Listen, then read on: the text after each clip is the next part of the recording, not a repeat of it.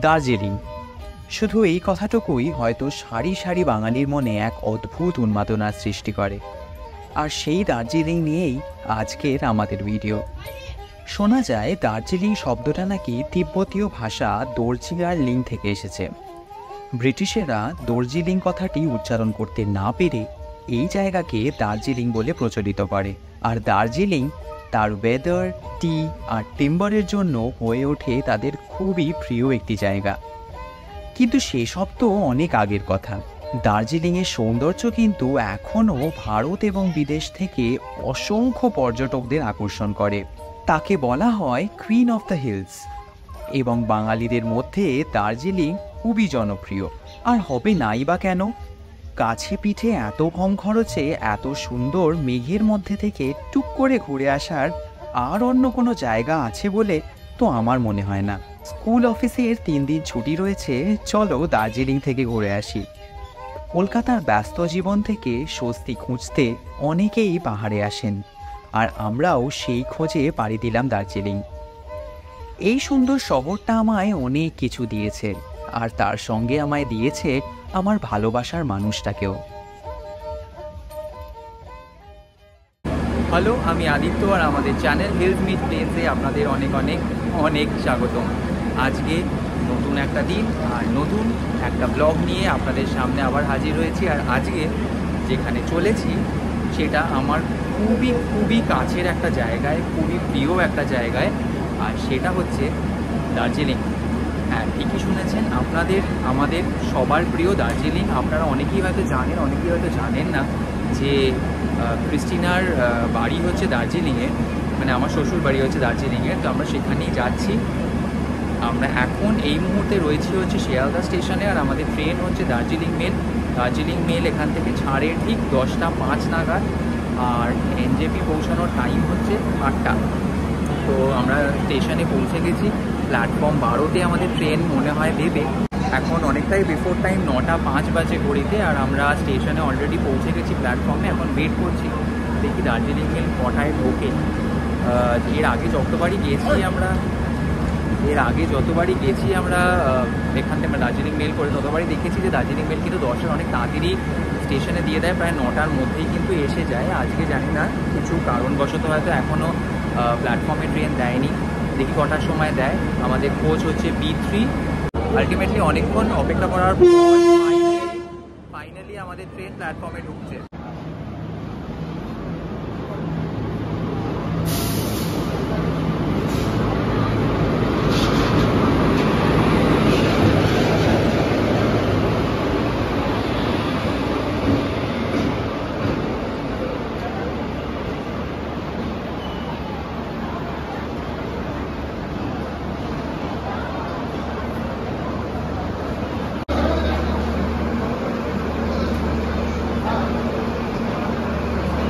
এবারে ট্রিপটায় আসলে আমরা 4 জনেই যাচ্ছি, মানে মা, বাবা, ক্রিস্টিনা, আমি 4 জনেই যাচ্ছি।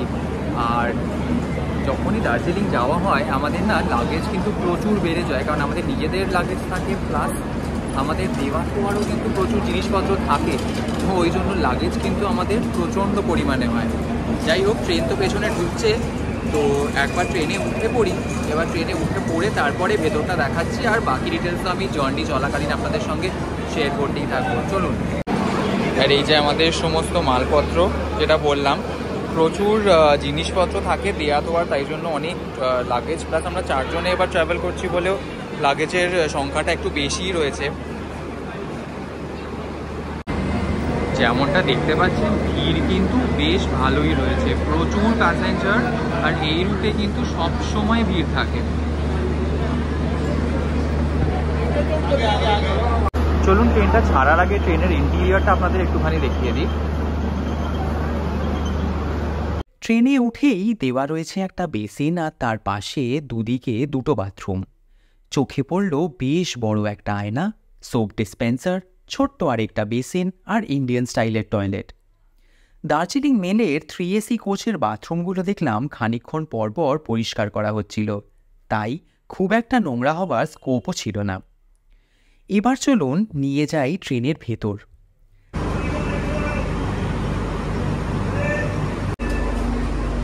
কাঁচের দরজা ঠেলে ঢুকতেই ছিল আমাদের সিট। 3AC-তে আপনারা জানেনই 3টে করে একদিকে সিট থাকে, তাহলে একদিকে মোট 6টা, আর প্যাসেজের পাশে থাকে আরও 2টো সিট। সিটের মাঝে একটা আয়নাও থাকে, আর তার ঠিক ওপরে ওই র্যাকটায় ট্রেন ছাড়লে দিয়ে যাবে বেড লিনেন, মানে বেডশিট আর টাওয়েল। আপাতত দেখলাম বালিশ আর কম্বলগুলো আপার বর্তে সব স্ট্যাক করা রয়েছে। যাই হোক, সমস্ত লাগেজ মোটামুটি সিটের নিচে আর পাশে রেখে মাদের সবাইকে সেটেল করে দিলাম। ট্রেনে এখনও দেখছি লোক ওঠা বাকি রয়েছে, অনেক সিট এখনও খালি। ট্রেন ছাড়তে আর বেশি বাকি না দেখে আমিও সিটে বসে যাত্রা শুরুর কয়েকটা ছবি নিয়ে নিলাম। ট্রেন শিয়ালদা ছাড়ল রাত 10:05-এ। কলকাতাকে কিছুদিনের জন্য বিদায় বলতে বলতে দার্জিলিং মেল সম্পর্কে আপনাদের কয়েকটা কথা বলে দিই।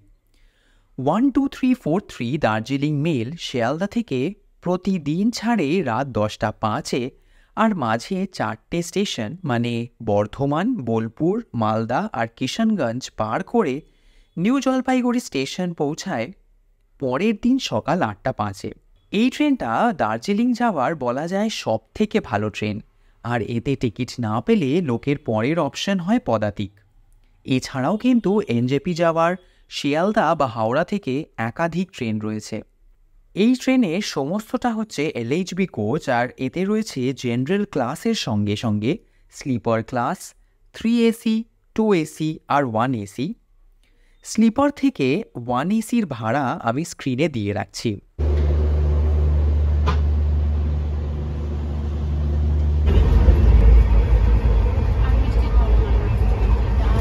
Good morning.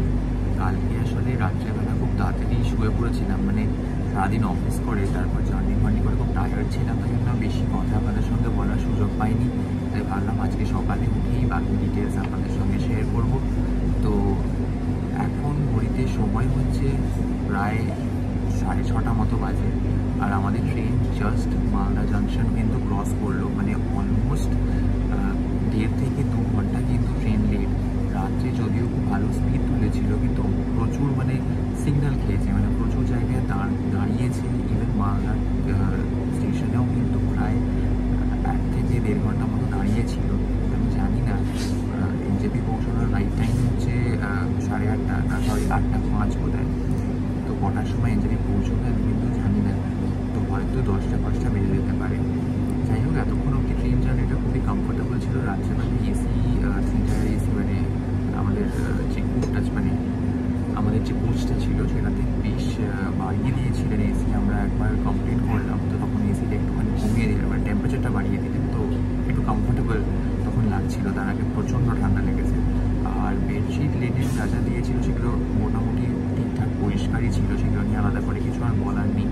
তো আমি একটা জিনিস বলতে চাই যে এই যে দার্জিলিং মেল বুক করা বা নর্থ বেঙ্গলের যে কোনো ট্রেন কিন্তু পাওয়া কিন্তু সত্যি খুব ভাগ্যের ব্যাপার।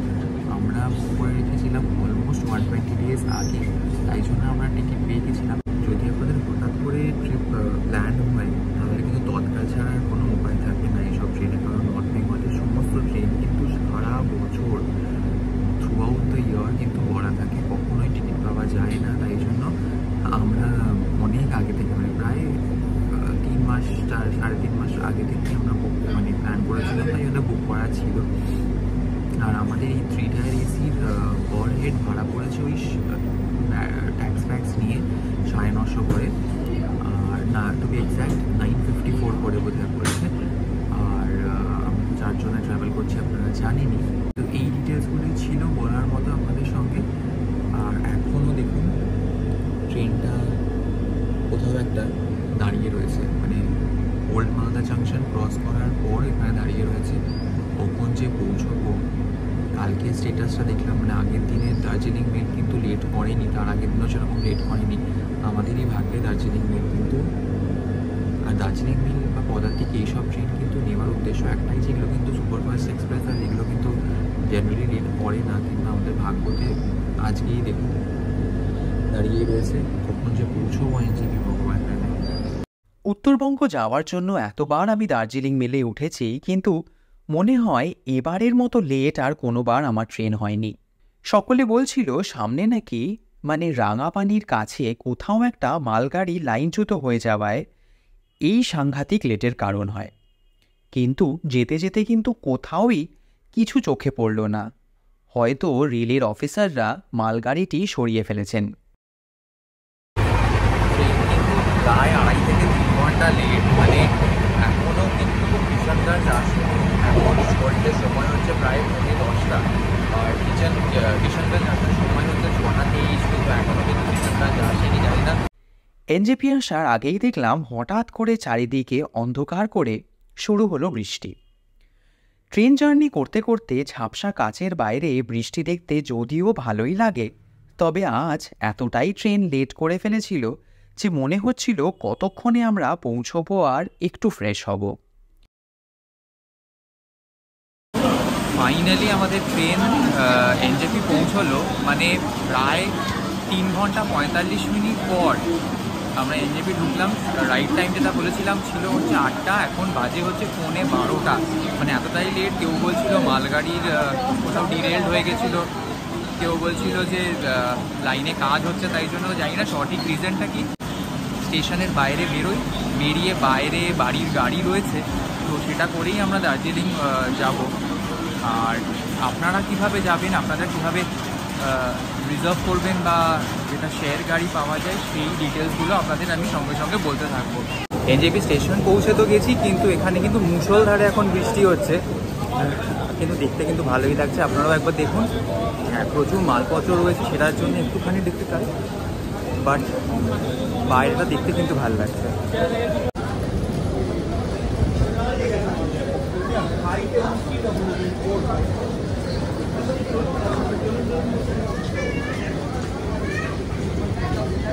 এনজেপি থেকে দার্জিলিং এবার আমরা বাড়ির গাড়িতেই পাড়ি দিলাম, কিন্তু ভেবেছিলাম আপনাদের একবার রিজার্ভ বা শাটল গাড়ি কোথা থেকে পাবেন তা ঘুরে দেখাবো। কিন্তু এত জোর বৃষ্টি নামলো যে সেই সুযোগ আর পেলাম না। তাই যেতে যেতে বলে দিই এনজেপি থেকে আপনারা কিভাবে দার্জিলিং যেতে পারবেন। স্টেশনের বাইরেই দেখবেন প্রচুর ছোট গাড়ি রিজার্ভ করার জন্য ড্রাইভাররা ডাকাডাকি করছেন। আপনি দর কষাকষি করে অনায়াসেই ছোট একটা ওয়াগনার গোছের গাড়ি 3.5 থেকে 4 হাজারের রিজার্ভ পেয়ে যাবেন অফ সিজনে। আর শাটল গাড়ি মানে শেয়ারের গাড়ি যদি নেন তাহলে কিন্তু পার হেড 250 থেকে 300 টাকা করে ভাড়া পড়ে। অবশ্যই এই ভাড়াগুলো কিন্তু সিজন টু সিজন আবার ভ্যারিও করে। পিক ট্যুরিস্ট সিজনে দামটা অনেকটাই চড়াই হয়ে থাকে। আমরা এনজেপি ছাড়তেই দেখলাম বৃষ্টি থেমে গেল, যেন আমাদের ভেজানোর জন্যই বৃষ্টি শুরু হয়েছিল। শিলিগুড়ি শহরটা খুব একটা বড় না হলেও এখানে কিন্তু রয়েছে মানুষের আন্তরিকতা। জীবনের অনেকগুলো বছর কর্মসূত্রে আমার শিলিগুড়িতে কেটেছে। এই শহরটাও আমার বড়ই স্নেহের। গাড়িতে যেতে যেতে পার হয়ে গেলাম সেই পরিচিত ভিনাস মোড় আর এয়ারভিউ মোড়, আর খানিকক্ষণ পর দার্জিলিং মোড় কাটতেই পড়লাম শালবাড়ির রাস্তায়। শালবাড়ি, শুকনা আর রোহিণীর রাস্তাগুলো কিন্তু অদ্ভুত মায়াবী। এখান থেকে দূরে দেখতে পাবেন পাহাড়, আর দুধারে আয়দর পড়বে চা বাগান বা শালবন। এই রাস্তায় ড্রাইভ করার মজাই আলাদা। এত সুন্দর সিনারি, আর তার মধ্যে রাস্তার কন্ডিশনও এত ভালো যে মনে হবে এই পথ সত্যিই যদি শেষ না হতো তাহলে কেমন হতো। আর তাছাড়া এখানে এলে মনে হয় ওই তো আর কিছুটা গেলেই তো আমার আপনার সবার প্রিয় সেই দার্জিলিং পৌঁছেই গেলাম। এইসব সৌন্দর্য দেখতে দেখতে কখন যে ঘুমিয়ে পড়লাম বুঝতেই পারলাম না। চোখ যখন খুলল দেখলাম কার্শিয়ং আসতে আর বেশি বাকি নেই। রাস্তার একপাশে মেঘের আড়াল থেকে টুকি দিচ্ছে সারি সারি পাহাড়। বাড়ির গাড়ি বলে কার্শিয়ং ভিউ পয়েন্টে একটু নেমে ছবি তোলার সুযোগ হলো।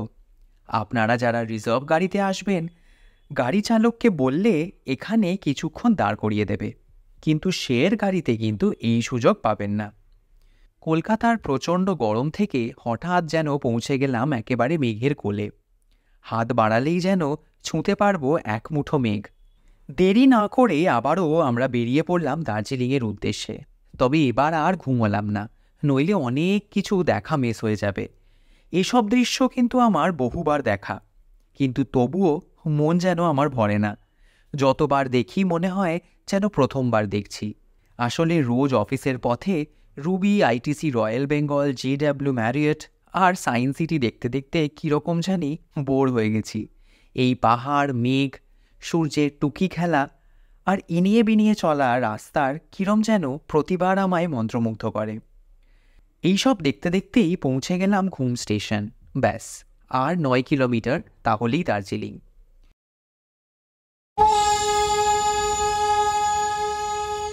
কিছুটা গিয়েই দেখা মিলল দার্জিলিংয়ের বিখ্যাত সেই টয় ট্রেনের, কিন্তু এইটা ডিজেল চালিত। সেদিন কয়লা চালিত ট্রেন চোখে পড়ল না রাস্তায়।